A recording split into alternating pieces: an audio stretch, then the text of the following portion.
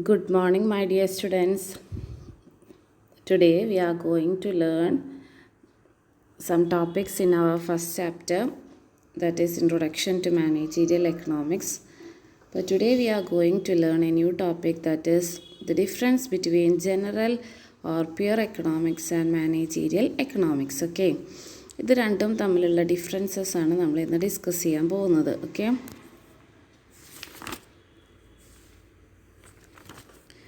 in the previous class we had studied the managerial economics എന്താണെന്ന് പഠിച്ചു, and the features and scope നമ്മൾ പഠിച്ചു അല്ലേ. And today we are discussing about differences. എന്തൊക്കെയാണ് general എക്കണോമിക്സും അതല്ലെങ്കിൽ pure എക്കണോമിക്സും managerial എക്കണോമിക്സും തമ്മിലുള്ള differences എന്താണെന്നാണ് നമ്മൾ ഡിസ്കസ് ചെയ്യുന്നത്. ഓക്കെ, മാനേജീരിയൽ എക്കണോമിക്സ് നമ്മൾ പറഞ്ഞ എന്താ, എക്കണോമിക്സിനെ ബിസിനസ്സിൽ അപ്ലൈ ചെയ്യുന്നതിനെയാണ് മാനേജീരിയൽ എക്കണോമിക്സ് എന്ന് പറഞ്ഞു അല്ലേ. എക്കണോമിക്സിനെ ബിസിനസ്സിൽ അപ്ലൈ ചെയ്യുന്നതാണ് മാനേജീരിയൽ എക്കണോമിക്സ് എന്ന് പറഞ്ഞു.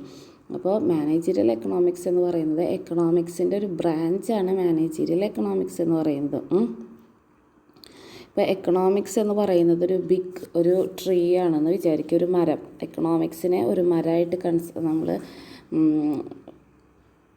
എക്സ്പെക്റ്റ് ചെയ്യുന്നുണ്ടെങ്കിൽ, അങ്ങനെ നമ്മൾ കാണുന്നുണ്ടെങ്കിൽ, ആ മരത്തിൻ്റെ ഒരു ബ്രാഞ്ച് അല്ലെങ്കിൽ ഒരു കൊമ്പാണ് എന്ത്, മാനേജീരിയൽ എക്കണോമിക്സ് എന്ന് പറയുന്നത്. ഓക്കെ, ഇപ്പോൾ എക്കണോമിക്സിൻ്റെ ഒരു ഭാഗം മാത്രമാണ് മാനേജീരിയൽ എക്കണോമിക്സ് എന്ന് പറയുന്നത്. ഇപ്പോൾ എക്കണോമിക്സും മാനേജീരിയൽ എക്കണോമിക്സും എന്തായാലും അതിൻ്റെ ഒരു ഭാഗമാകുമ്പോൾ സർട്ടൈൻ ഫീച്ചേഴ്സ് സിമിലാരിറ്റീസ് ഉണ്ടാവുമായിരിക്കുമല്ലോ. അപ്പോൾ ഒരു മരത്തിൻ്റെ ഒരു കൊമ്പ് എന്ന് പറയുമ്പോൾ ആ കൊമ്പിനും ആ മരത്തിനും എന്തായാലും സർട്ടൈൻ സിമിലാരിറ്റീസ് ഉണ്ടായിരിക്കുമല്ലോ. അപ്പോൾ അങ്ങനെ സർട്ടൈൻ സിമിലാരിറ്റീസ് ഉണ്ട്, എന്നാലും ഡിഫറൻസസും ഉണ്ടായിരിക്കും അല്ലേ. അപ്പോൾ എന്തൊക്കെയാണ് അതിൻ്റെ ഡിഫറൻസസ് എന്ന് നമുക്ക് നോക്കാം. ഫസ്റ്റ് ഡിഫറൻസ് എന്ന് പറയുന്നത്, എക്കണോമിക്സ് എന്ന് പറയുന്നത് ഇറ്റ് ഫോർമുലേറ്റ്സ് ലോസ്. ഓക്കെ, ലോസ് എന്നിവിടെ ഉദ്ദേശിക്കുന്നത് എന്താണ്, നിയമങ്ങളാണ് ഇവിടെ ഉദ്ദേശിക്കുന്നത്. എക്കണോമിക്സ് ആണ് ഓരോ ലോസും ഉണ്ടാക്കുന്നത്, അല്ലെങ്കിൽ ഓരോ ലോസ് ക്രിയേറ്റ് ചെയ്യുന്ന, ഓരോ നിയമങ്ങൾ ഉണ്ടാക്കുന്നത് ആരാണ്, എക്കണോമിക്സ് ആണ്. Okay, then managerial economics. എന്താ managerial economics?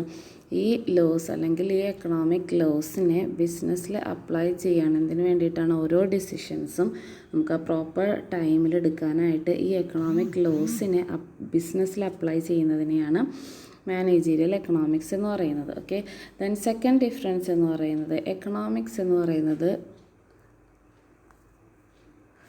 Deals with micro and macro aspects. Deals with micro and macro aspects. Economics എന്ന് പറയുന്നത് ഒരു പെർട്ടിക്കുലർ കമ്പനീനെ കുറിച്ച് മാത്രമല്ല, അത് ഹോൾ ഇൻഡസ്ട്രീനെ കുറിച്ച് പഠിക്കുന്നുണ്ട് അല്ലേ.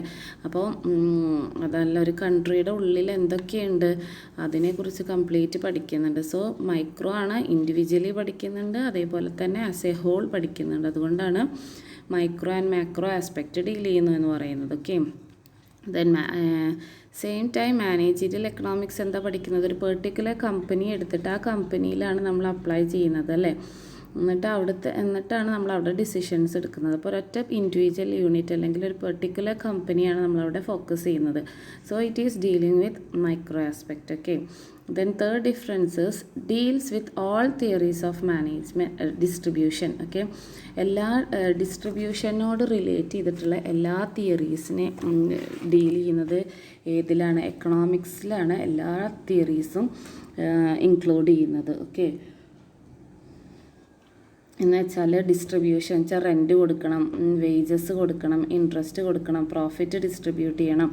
ഈ കാര്യങ്ങളെല്ലാതും ഡിസ്കസ് ചെയ്യുന്നത് ഏതിലാണ്, എക്കണോമിക്സിലാണ് ഡിസ്കസ് ചെയ്യുന്നത്. ഓക്കെ, മാനേജീരിയൽ എക്കണോമിക്സിൽ എന്താണ്, ഏത് തിയറിയാണ് നമ്മൾ യൂസ് ചെയ്യുന്നതെന്ന് വെച്ചാൽ പ്രോഫിറ്റ് തിയറി മാത്രമാണ്, അല്ലാതെ റെൻറ്റ്, വേജസ്, ഇൻട്രസ്റ്റ് ഇതൊന്നും നമ്മളവിടെ ഫോക്കസ് ചെയ്യുന്നില്ല. ഇവിടെ നമ്മൾ ഫോക്കസ് ചെയ്യുന്നത് പ്രോഫിറ്റ് ഡിസ്ട്രിബ്യൂഷൻ മാത്രമാണ്. ഓക്കെ, ദ നെക്സ്റ്റ് ഡിഫറൻസ് എന്ന് പറയുന്നത്, എക്കണോമിക്സ് ഇസ് ബോത്ത് പോസിറ്റീവ് ആണ്, അതേപോലെ തന്നെ നോർമാറ്റീവ് സയൻസ് ആണ്.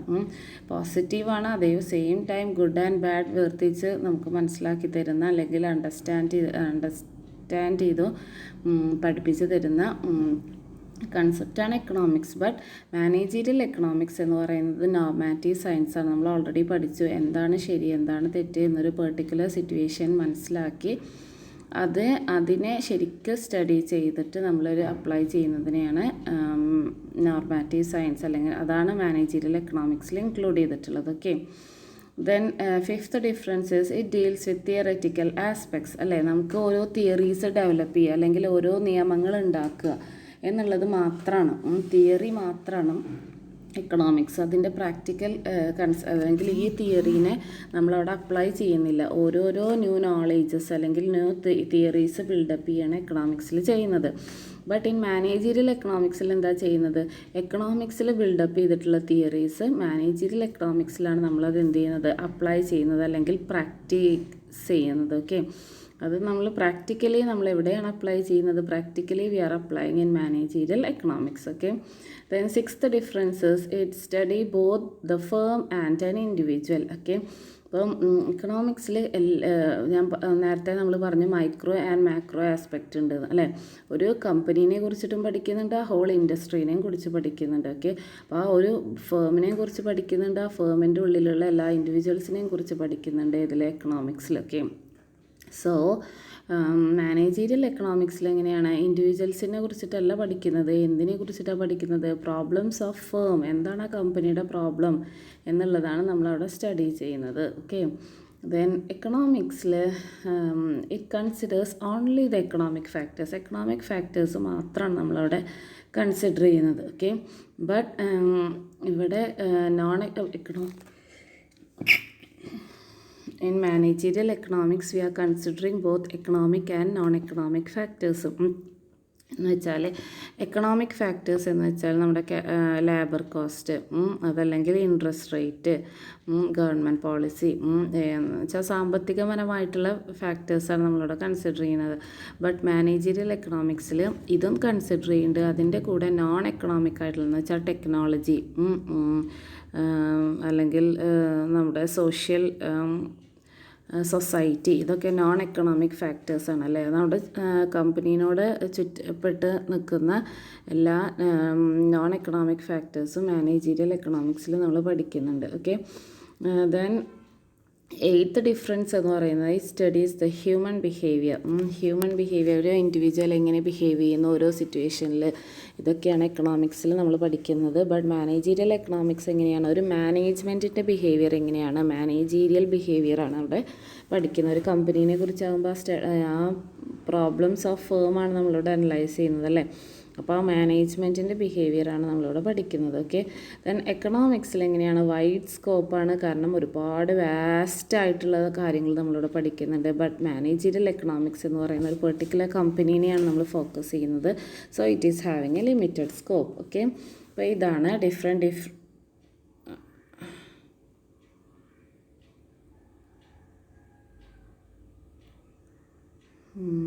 ലാസ്റ്റ് പോയിന്റ് കാണുന്നില്ല അല്ലേ. അപ്പോൾ 9th പോയിന്റ് നിങ്ങൾ എഴുതുക, wide scope and limited scope. Okay,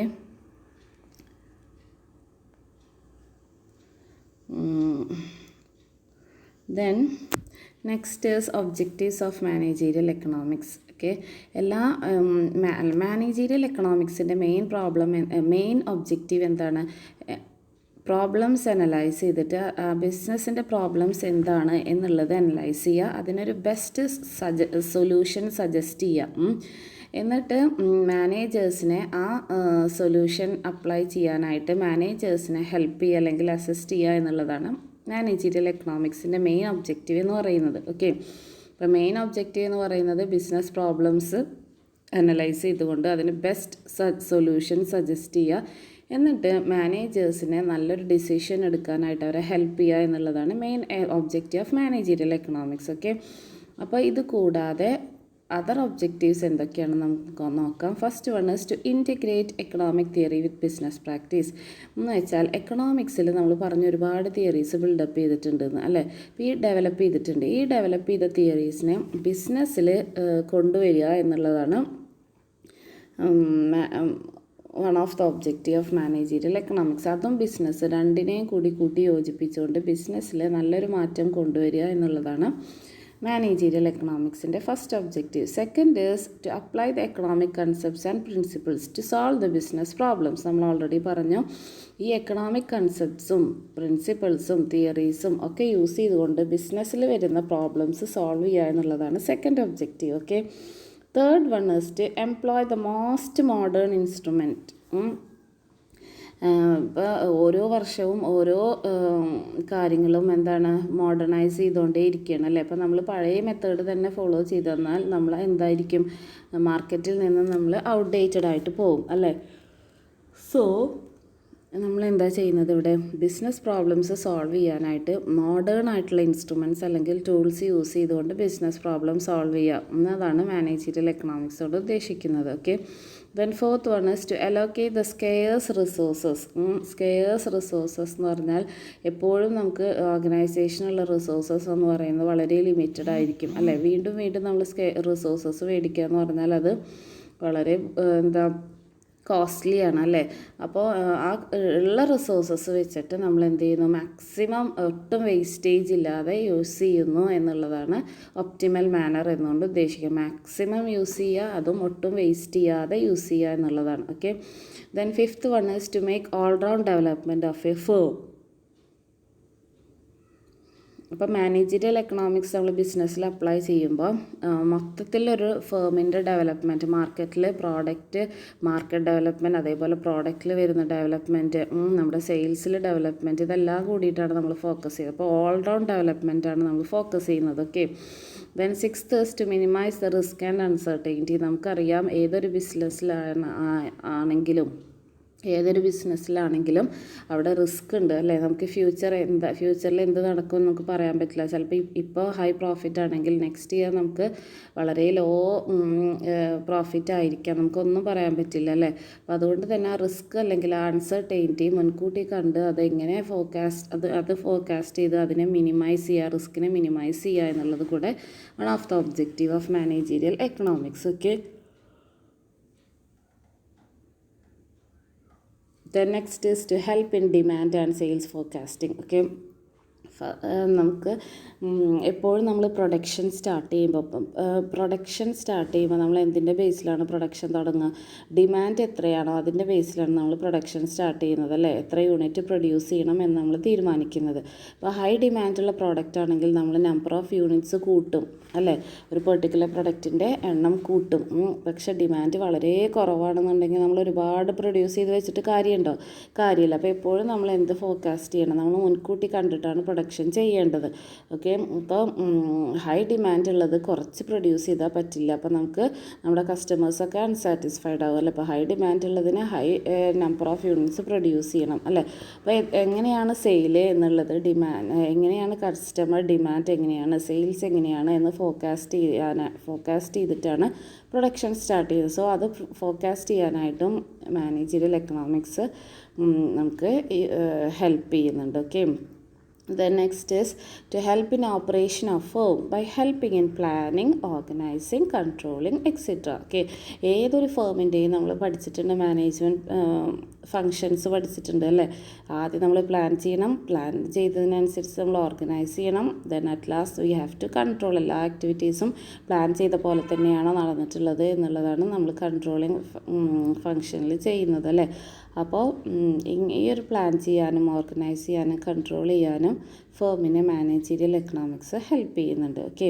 the next is to help in formulating the business policies നമ്മൾ എങ്ങനെയാണ് ഫോർമുലേറ്റ് ചെയ്യുക. ബിസിനസ്സിൽ നമുക്ക് ഓരോ റൂൾസ്, പ്രൊസീജിയേഴ്സ്, പോളിസീസ് ഇതൊക്കെ ഫ്രെയിം ചെയ്യണം അല്ലേ. എന്താ ബിസിനസ്സിൻ്റെ ഒരു അച്ചടക്കമാണ്. അപ്പോൾ ഒരു റൂൾസും ഫോളോ ചെയ്യാനില്ല എന്നുണ്ടെങ്കിൽ പലരും പല രീതിയിലായിരിക്കും അവർ ആ ബിസിനസ് ഹാൻഡിൽ ചെയ്യുന്നത് അല്ലേ. അപ്പോൾ ആ ഒരു രീതിയിൽ ഇല്ലാതിരിക്കാൻ എല്ലാവരും ഒരൊറ്റ കാര്യത്തിൽ ഫോക്കസ് ചെയ്ത് എല്ലാവരും കൂടി ഒരൊറ്റ കാര്യത്തിന് വേണ്ടിയിട്ട് വർക്ക് ചെയ്യണമെന്നുണ്ടെങ്കിൽ ആ ഒരു കാര്യം നമുക്ക് പെട്ടെന്ന് അച്ചീവ് ചെയ്യാനായിട്ട് സാധിക്കും അല്ലേ. അപ്പോൾ അതിന് വേണ്ടിയിട്ടാണ് ബിസിനസ് പോളിസീസ് ഫോർമുലേറ്റ് ചെയ്യുന്നത്. എല്ലാവരും ഈ പോളിസീസ് ഫോളോ ചെയ്യണം അല്ലേ.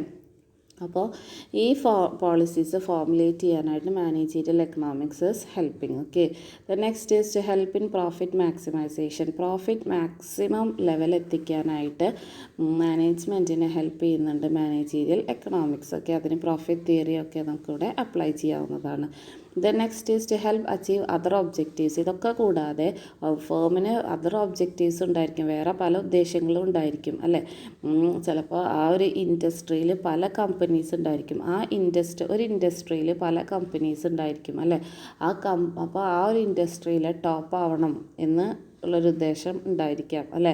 അതല്ലെങ്കിൽ ഇപ്പോഴത്തെ മാർക്കറ്റ് ഷെയർ ഇപ്പോൾ ഒരു 30% ആണെങ്കിൽ ആ 30%നേക്കാളും മാർക്കറ്റിൽ കൂടുതൽ ഷെയർ ഉണ്ടാവണം, ഒരു 80% ആവണം അല്ലെങ്കിൽ 50% ആവണം എന്നുള്ളതൊക്കെ ഉണ്ടായിരിക്കും, ആഗ്രഹങ്ങൾ ഉണ്ടായിരിക്കും ഓരോ ഫേമിൻ്റെ മാനേജ്മെൻറ്റിൽ. അപ്പോൾ അതിനൊക്കെ എന്ത് ഹെൽപ്പ് ചെയ്യുന്നുണ്ട്? മാനേജീരിയൽ എക്കണോമിക്സ് ഹെൽപ്പ് ചെയ്യുന്നുണ്ട്. ഓക്കെ, അപ്പോൾ ഇതാണ് മെയിൻ ഉദ്ദേശം അല്ലെങ്കിൽ ഒബ്ജക്റ്റീവ്സ് ഓഫ് മാനേജീരിയൽ എക്കണോമിക്സ് എന്ന് പറയുന്നത്. Okay, then next topic is importance or uses of managerial economics. എന്തിനു വേണ്ടിയിട്ടാണ് നമ്മൾ മാനേജീരിയൽ എക്കണോമിക്സ് നമ്മുടെ ബിസിനസ്സിൽ വേണമെന്ന് പറയുന്നത്? എന്താണ് അതിൻ്റെ യൂസ്, അല്ലെങ്കിൽ എന്താണ് അതിൻ്റെ നീഡ്, അതിൻ്റെ ആവശ്യം ഉണ്ടോ എന്നുള്ളതാണ്. അപ്പോൾ need of business managerial economics അല്ലെങ്കിൽ ഇമ്പോർട്ടൻസ്, യൂസ്, അഡ്വാൻറ്റേജസ്, ഇതൊക്കെ ചോദിക്കുകയാണെങ്കിലൊക്കെ എന്തെഴുതണം? ഇതാണ് നിങ്ങൾ എഴുതേണ്ടത്. ഓക്കെ, അപ്പം ഏതൊരു ബിസിനസ്സിൻ്റെയും മെയിൻ ഒബ്ജക്റ്റീവ് എന്താണ്? മാക്സിമം പ്രോഫിറ്റ് ഏൺ ചെയ്യുക അല്ല. ഏതൊരു ബിസിനസ്സും നമ്മൾ സ്റ്റാർട്ട് ചെയ്യുന്നതിന് വേണ്ടിയിട്ടാണ്, പ്രോഫിറ്റ് ഏൺ ചെയ്യാൻ വേണ്ടിയിട്ടാണ് അല്ലേ.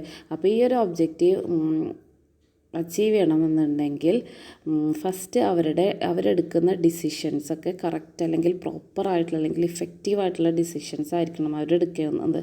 ആ ഡിസിഷനെ ബേസ് ചെയ്തിട്ടാണ് നമുക്ക് പ്രോഫിറ്റ് വരുന്നത്, ലോസ് വരുന്നതൊക്കെ. അപ്പോൾ മാനേജീരിയൽ എക്കണോമിക്സ് എന്താണ് ഹെൽപ്പ് ചെയ്യുന്നത്? മാനേജേഴ്സിന് ഇഫക്റ്റീവ് ഡിസിഷൻസ് പ്രോപ്പർ ടൈമിൽ എടുക്കാനായിട്ട് മാനേജ്മെൻറ്റിനെ ഹെൽപ്പ് ചെയ്യുന്നു. ഓക്കെ, അപ്പോൾ മാനേജീരിയൽ എക്കണോമിക്സ് എന്ന് പറയുന്നത് നമുക്ക് ഏതൊരു എക്കണോമിക് പ്രോബ്ലം ബിസിനസ്സിലുണ്ടായാലും ആ മാനേജീരിയൽ എക്കണോമിക്സ് എന്താ ചെയ്യുന്നതെന്ന് വെച്ചാൽ ആ പ്രോബ്ലം അനലൈസ് ചെയ്ത് മനസ്സിലാക്കി അവർക്കൊരു സൊല്യൂഷൻ പ്രൊവൈഡ് ചെയ്യുക എന്നുള്ളതാണ്. ഓക്കെ, അപ്പം അത് എന്താ കൊടുക്കുന്നുണ്ട്? ഒരു നോളേജ്, നമ്മളത് പഠിക്കുന്നുണ്ട് അല്ലേ പ്രോബ്ലം. അതുകൊണ്ട് തന്നെ അടുത്തൊരു പ്രാവശ്യം ഈ ഒരു പ്രോബ്ലം ഒക്കർ ചെയ്യാതെ വരാതിരിക്കാൻ നമ്മൾ സൂക്ഷിക്കും അല്ലേ. അപ്പോൾ നമുക്ക് ആ നോളേജും നമുക്ക് കിട്ടുന്നുണ്ട്, അതേപോലെ നമുക്ക് ഒരു ബെസ്റ്റ് സൊല്യൂഷൻ കിട്ടുന്നുണ്ട് അല്ലേ. അപ്പോൾ നമുക്ക് ആ റിസൾട്ട് നമുക്കവിടെ കിട്ടുന്നുണ്ട്. ഓക്കെ, അപ്പോൾ എന്തൊക്കെയാണ് യൂസസ് ഓഫ് മാനേജീരിയൽ എക്കണോമിക്സ് എന്ന് നമുക്ക് നോക്കാം. First one, provides tools and techniques for managerial decisions അല്ലേ. ഓരോ ടൈമിലും മാനേജ്മെൻറ്റ് എടുക്കുന്ന ഡിസിഷൻസ് എങ്ങനെയൊക്കെ ഉള്ളതായിരിക്കണം, ആ ഡിസിഷനെ ഹെൽപ്പ് ചെയ്യാൻ അല്ലെങ്കിൽ അസിസ്റ്റ് ചെയ്യാനുള്ള ഡിഫറെൻറ്റ് ടെക്നിക്സ് ആര് പ്രൊവൈഡ് ചെയ്യുന്നുണ്ട്? മാനേജീരിയൽ എക്കണോമിക്സ് പ്രൊവൈഡ് ചെയ്യുന്നുണ്ട്. Okay, second one is it give answers to the basic problems അല്ലേ. മാനേജീരിയൽ എക്കണോമിക്സ് ഡിഫറെൻറ്റ് തിയറീസ് വെച്ചിട്ടാണ് നമ്മളെ പ്രോബ്ലംസ് സൊല്യൂഷൻ തരുന്നത് അല്ലേ. അപ്പോൾ ആ പ്രോബ്ലംസ് എന്ത് ചെയ്യും? നല്ല ഒരു സ്റ്റാൻഡേർഡ് ഫോമിലാണ് നമ്മൾ ആ പ്രോബ്ലത്തിനെ എന്ത് ചെയ്യുന്നത്? സോൾവ് ചെയ്യുന്നത്, അതിന് ബെസ്റ്റ് സൊല്യൂഷൻ കാണുന്നത്. അതുകൊണ്ട് തന്നെ നല്ലൊരു റിസൾട്ട് നമുക്ക് ഉണ്ടായിരിക്കും. ഓക്കെ, അപ്പോൾ നമുക്ക് ബെസ്റ്റ് സൊല്യൂഷനാണ് ത്രൂ മാനേജീരിയൽ എക്കണോമിക്സ് നമുക്ക് കിട്ടുന്നത്. പ്രൂവൺ സൊല്യൂഷൻസ് ആണ് നമുക്ക് കിട്ടുന്നത്. Then third one is it helps in estimating various economic വേരിയബിൾസും. ഇപ്പോൾ ഒരു പ്രോബ്ലം ഉണ്ടാവാനായിട്ട് പല കാരണങ്ങളും ഉണ്ടായിരിക്കും അല്ലേ. അപ്പോൾ എന്തൊക്കെയാണ് എക്കണോമിക് വേരിയബിൾസ്? ചിലപ്പോൾ കോസ്റ്റ് കാരണമായിരിക്കാം പ്രോഫിറ്റ് കുറഞ്ഞത്, എന്തുകൊണ്ടാണ്? ചിലപ്പോൾ കോസ്റ്റ് കൂടിയിട്ടായിരിക്കാം, അതല്ലെങ്കിൽ ക്വാളിറ്റി കുറഞ്ഞ കാരണം കൊണ്ടായിരിക്കാം, അതല്ലെങ്കിൽ ഡിസ്ട്രിബ്യൂഷനിൽ വന്ന എന്തെങ്കിലും ഒരു കാരണം, ഒരു മിസ്റ്റേക്ക് കൊണ്ടായിരിക്കാം. അപ്പോൾ ഡിഫറെൻറ്റ് എക്കണോമിക് വേരിയബിൾസ് അവിടെ വരുന്നുണ്ട്. ആ എക്കണോമിക് വേരിയബിൾസിനൊക്കെ സ്റ്റഡി ചെയ്യാനും അതിനെ കണ്ടെത്താനും നമുക്ക് ഹെൽപ്പ് ചെയ്യുന്നു. ഓക്കെ, ദെൻ ഫോർത്ത് വൺ എന്ന് പറയുന്നത് it provides tools four demand forecasting and profit planning. നമുക്ക് ഡിമാൻഡ് അടുത്ത വർഷം അല്ലെങ്കിൽ അടുത്ത മാസം എത്ര ആയിരിക്കും ഡിമാൻഡ് എന്ന് ഫോർകാസ്റ്റ് ചെയ്യാൻ നമുക്ക് ഇപ്പോഴേ സാധിക്കുന്നു. അതേപോലെ അതിൻ്റെ ബേസിൽ നമുക്ക് അടുത്ത മാസം എത്രമാത്രം സെയിൽ നടക്കും, ഡിമാൻഡ് ഫോർകാസ്റ്റ് ചെയ്യുമ്പോൾ നമുക്ക് അവിടെ സെയിലും ഫോർകാസ്റ്റ് ചെയ്യാമല്ലോ. അപ്പോൾ സെയിൽ ഫോർകാസ്റ്റ് ചെയ്യുമ്പോൾ നമുക്കവിടെ എത്ര സെയിൽ നടക്കുമെന്ന് നമുക്കവിടെ ഫോർകാസ്റ്റ് ചെയ്യാന്ന് വെച്ചാൽ മുൻകൂട്ടി കാണുക. അപ്പോൾ സെയിൽസ് ഫോർകാസ്റ്റ് ചെയ്യുമ്പോൾ നമുക്കവിടെ എന്ത് പ്ലാൻ ചെയ്യാൻ പറ്റുന്നു? നമ്മുടെ പ്രോഫിറ്റ് എത്ര കിട്ടും എന്ന്, അടുത്ത മാസം എത്ര പ്രോഫിറ്റ് നമുക്ക് ഏൺ ചെയ്യാൻ പറ്റും എന്നുള്ളതും കൂടെ നമുക്ക് പ്ലാൻ ചെയ്യാനായിട്ട് സാധിക്കുന്നു. Okay, the next is it helps in formulation of business policies. Business policies formulate ചെയ്യാനായിട്ട് മാനേജീരിയൽ എക്കണോമിക്സ് ഹെൽപ്പ് ചെയ്യും. നമ്മളത് ഓൾറെഡി പറഞ്ഞു. then it helps in deciding the optimum quantities of output, cost, price and profit. Okay, എത്ര quantity നമ്മൾ produce ചെയ്യണം, demand നമ്മൾ forecast ചെയ്തു, അപ്പോൾ എത്ര ക്വാണ്ടിറ്റി നമ്മൾ പ്രൊഡ്യൂസ് ചെയ്യണം, ഇത്ര ക്വാണ്ടിറ്റി പ്രൊഡ്യൂസ് ചെയ്യാനായിട്ട് എത്ര കോസ്റ്റ് വരും, അപ്പോൾ കോസ്റ്റിന് നമ്മുടെ കോസ്റ്റും അതിൻ്റെ കൂടെ ഒരു പ്രോഫിറ്റും ആഡ് ചെയ്തിട്ടാണ് നമ്മൾ പ്രൈസ് ഫിക്സ് ചെയ്യുന്നത്. അപ്പോൾ ആ പ്രോഫിറ്റ് നമുക്ക് ഫിക്സ് ചെയ്യാനും അതിൻ്റെ ബേസിൽ പ്രൈസ് ഫിക്സ് ചെയ്യാനും നമുക്ക് ഹെൽപ്പ് ചെയ്യുന്നു. Okay, then next is it offers A wide range of business strategies എന്ന് പറഞ്ഞാൽ എന്താ, ഓരോ തന്ത്രങ്ങൾ നമ്മൾ ഓരോ സിറ്റുവേഷനിലും ഓരോ തന്ത്രങ്ങൾ മെനഞ്ഞുകൊണ്ടേ ഇരിക്കണം അല്ലേ. നമ്മൾ സ്റ്റാർട്ടിങ്ങിൽ എന്താണോ യൂസ് ചെയ്തിരുന്നത് അതല്ല ഇപ്പോൾ നമ്മൾ യൂസ് ചെയ്യേണ്ടത് അല്ലേ. നമ്മളെപ്പോഴും ഇങ്ങനെ അപ്ഡേറ്റ് ചെയ്തുകൊണ്ടേയിരിക്കണം. അപ്പോൾ ഈ സ്ട്രാറ്റജീസ് ഓരോ സ്റ്റേജസിലും ഓരോ ബിസിനസ് സ്ട്രാറ്റജീസ് ഹെൽപ്പ് ചെയ്യാൻ ഫോർമുലേറ്റ് ചെയ്യാൻ. എന്തിനാണ് ബിസിനസ് സ്ട്രാറ്റജീസ് ഫോർമുലേറ്റ് ചെയ്യുന്നത്? നമുക്ക് ഫേസ് ചെയ്യേണ്ടി വരുന്ന ഓരോ പ്രോബ്ലംസ് നമുക്ക് സോൾവ് ചെയ്യാനായിട്ടാണ്. അപ്പോൾ ഈ സ്ട്രാറ്റജീസ് ഡെവലപ്പ് ചെയ്യാനായിട്ട് ബിസിനസ്സിനെ ഹെൽപ്പ് ചെയ്യുന്നു. Okay, the next it is the foundation of business policies. ഈ ബിസിനസ് പോളിസീസ് ഫോർമുലേറ്റ് ചെയ്യുന്നത് certain tools and techniques use ചെയ്തിട്ടാണ് ബിസിനസ് പോളിസീസ് ഉണ്ടാക്കുന്നത്, അല്ലെങ്കിൽ ബിസിനസ്സിൽ ഓരോ നിയമങ്ങൾ കൊണ്ടുവരുന്നത്. എന്തുകൊണ്ടാണ് നിയമങ്ങൾ കൊണ്ടുവരുന്നത്? ആ ഒരു പ്രോബ്ലം നമുക്ക് വരാതിരിക്കാൻ വേണ്ടിയിട്ടാണ് നമ്മൾ ഓരോ റൂൾസ് വെക്കുന്നത് അല്ലേ. ഈ റൂൾസ് മസ്റ്റായിട്ട് ഫോളോ ചെയ്യണം എന്ന് പറയുന്നത് എന്തുകൊണ്ടാണ്? ഭാവിയിൽ അതിനോട് റിലേറ്റഡ് ആയിട്ടുള്ള പ്രോബ്ലം വരാതിരിക്കാൻ വേണ്ടിയിട്ടാണ് അല്ലേ. അപ്പം ഈ ടൂൾസ് ആൻഡ് ടെക്നിക്സ് ബിസിനസ്സിൽ കൊണ്ടുവരുന്നത്, അല്ലെങ്കിൽ ഈ ടെക്നിക്സ് നമുക്ക് എവിടെ നിന്നാണ് കിട്ടുന്നത്? That is from managerial economics. Okay, then the last 9th one is it assists the management to identify both the external and internal factors. നമ്മളെപ്പോഴും ഇൻറ്റേർണൽ ഫാക്ടേഴ്സ് മാത്രം കൺസിഡർ ചെയ്താൽ മതിയോ? പറ്റില്ല. നമ്മൾ എന്ത് കൂടെ കൺസിഡർ ചെയ്യണം? എക്സ്റ്റേണൽ ഫാക്ടേഴ്സ് കൂടെ നമ്മൾ കൺസിഡർ ചെയ്യണമെങ്കിലാണ് നമുക്ക് സക്സസ് ആവാനായിട്ട് പറ്റുള്ളൂ അല്ലേ. നമ്മുടെ കോമ്പറ്റീറ്റേഴ്സ് എന്താണ് ചെയ്യുന്നത്, എന്താണ് അവരുടെ പ്രൊഡക്റ്റിൻ്റെ പ്രൈസ്, അവരെന്ത് ടെക്നോളജിയാണ് യൂസ് ചെയ്യുന്നത്, എന്തെങ്കിലും ന്യൂ ടെക്നോളജീസ് മാർക്കറ്റിൽ ഇറങ്ങിയിട്ടുണ്ടോ എങ്കിൽ നമ്മൾ അതിനെക്കുറിച്ച് സ്റ്റഡി ചെയ്യണം. അതിനനുസരിച്ച് നമ്മളും അപ്ഡേറ്റഡ് ആയിക്കൊണ്ടേയിരിക്കണം അല്ലേ. ഇപ്പം നമുക്കറിയാം ടെലികമ്മ്യൂണിക്കേഷനിൽ ഇപ്പോൾ ഒരുപാട് ചേഞ്ചസാണ്, ഓരോ വീക്കിലി ചേഞ്ചസാണ് വരുന്നത് അല്ലേ. ഇപ്പോൾ വീക്ക് ഓരോ ഡിഫറെൻറ്റ് ചേഞ്ചസാണ്, ഒരുപാട് ടെക്നോളജിയിൽ ഒരുപാട് മാറ്റങ്ങളാണ് വരുന്നത് അല്ലേ. നമുക്ക് എക്സ്പെക്റ്റ് ചെയ്യാൻ പറ്റാത്ത മാറ്റങ്ങളാണ് വന്നുകൊണ്ടേയിരിക്കുന്നത്. അപ്പം ഈ ഒരു മാസത്തെ പോലെ ആവില്ല നെക്സ്റ്റ് മന്ത് എന്ന് പറയുന്നത്. അപ്പോൾ നമ്മളും അതിനനുസരിച്ച് എന്തിരിക്കണം? മാർക്കറ്റ് എപ്പോഴും സ്റ്റഡി ചെയ്യണം. അതിന് എക്സ്റ്റേണൽ ഫാക്ടേഴ്സാണ് മാർക്കറ്റ് എന്ന് പറയുന്നത്, നമ്മുടെ കമ്പനിയുടെ ഉള്ളിലുള്ള ഫാക്ടേഴ്സ് അല്ല. അപ്പോൾ ഉള്ളിലുള്ള ഫാക്ടേഴ്സ്, ഇൻറ്റേർണൽ ഫാക്ടേഴ്സ്, അതേപോലെ തന്നെ എക്സ്റ്റേണൽ ഫാക്ടേഴ്സ് നമ്മൾ സ്റ്റഡി ചെയ്യണം. അതിനെ സ്റ്റഡി ചെയ്യാനായിട്ട് മാനേജ്മെൻറ്റിനെ അസിസ്റ്റ് ചെയ്യുന്ന അല്ലെങ്കിൽ ഹെൽപ്പ് ചെയ്യുന്ന ഹെൽപ്പ് ചെയ്യുന്ന ഒരു ടെക്നിക്കാണ് മാനേജീരിയൽ എക്കണോമിക്സ് എന്ന് പറയുന്നത്. Okay, so this is today's topic. So today we have discussed the differences between general or pure economics and managerial economics, the objectives and importances of managerial economics. Okay, so you have to write down the notes of all these topics. Okay, thank you.